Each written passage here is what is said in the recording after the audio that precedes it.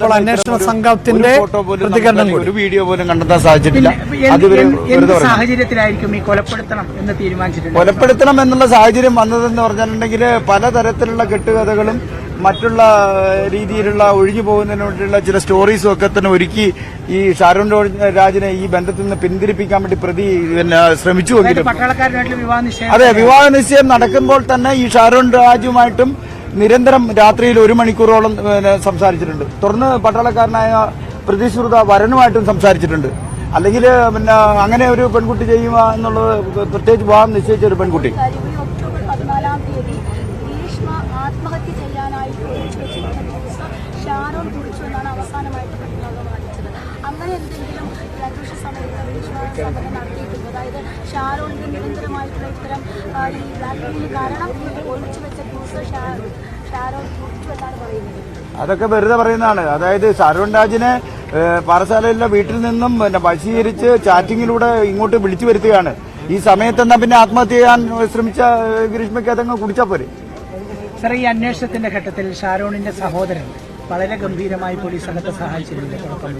അതൊന്ന് പറയാം. അതെ, ഷാരോൺ രാജിന്റെ സഹോദരൻ എന്ന് പറയുന്നത് ഒരു ആയുർവേദ ഡോക്ടറാണ്. അപ്പൊ ഈ കഷായമായിട്ട് ബന്ധപ്പെട്ട കാര്യമായതുകൊണ്ട് അയാള് ആയുർവേദത്തിൽ ഉപയോഗിക്കുന്ന ഇത്തരം ഈ ഗ്രീഷ്മ പറഞ്ഞ ശരീരവേദനയ്ക്ക് ഉപയോഗിക്കുന്ന കഷായങ്ങൾ ഏതാണ്, അത് എവിടെ നിന്ന് കിട്ടിയിട്ടുണ്ട്, അത് ഉപയോഗിച്ചാലുണ്ടാവുന്ന ഫലങ്ങൾ എന്തൊക്കെയാണെന്നൊക്കെ ഉള്ളത് അന്വേഷണ സംഘത്തിന് കൈമാറി. കൂടാതെ ഗ്രീഷ്മയോട് നേരിട്ട് പലതവണ ചോദിക്കുന്നുണ്ട്, ഇത് ഏത് കഷായമാണ് നിങ്ങൾ കൊടുത്തത്, നീ ഏത് കഷായമാണ് ഷാരോൺ കൊടുത്തത്. ചികിത്സയുടെ ആവശ്യത്തിന് വേണ്ടിയാണ് ചോദിക്കുന്നത്.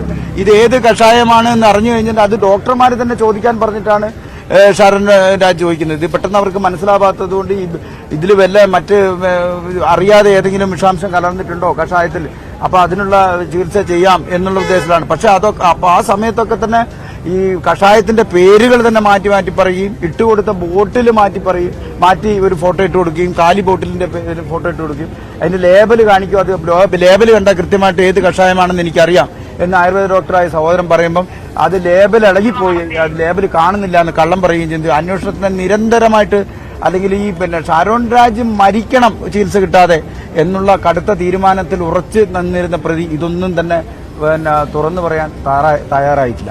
ആ സമയത്ത് ഇങ്ങനെ ഒരു കേസ് സമീപകാലത്ത് എപ്പോഴെങ്കിലും ഉള്ളതായിട്ട് അറിയാമായിരുന്നു ഈ അന്വേഷണ ഘട്ടത്തിൽ?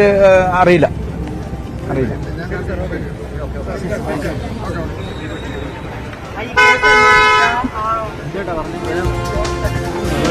യെസ്, പ്രോസിക്യൂഷന്റെയും പോലീസ് സംഘത്തിന്റെയും പ്രതികരണങ്ങൾ ആണ് നമ്മൾ ഇപ്പോൾ കേട്ടുകൊണ്ടിരുന്നത്.